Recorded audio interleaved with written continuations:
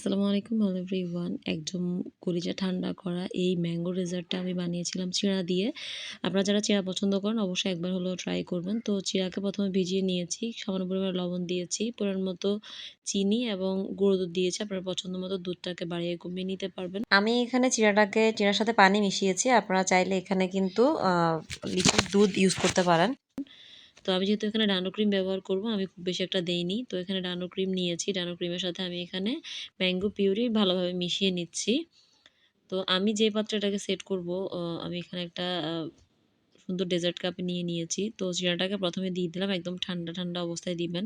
আর আগে থেকে মিশিয়ে নেওয়া ডানো ক্রিম এবং আমের মিশ্রণটাকে দিয়ে দিচ্ছি। আপনারা চাইলে এখানে অরেঞ্জ ফুড কালারটা ইউজ করতে পারেন। তাহলে ওটার লুকসটা আরও বেশি ভালো আসবে। এরপর একটুখানি ম্যাঙ্গো পিউরি আমি যে আগে থেকে রেখে দিয়েছিলাম সেটাও দিয়ে দিয়েছি।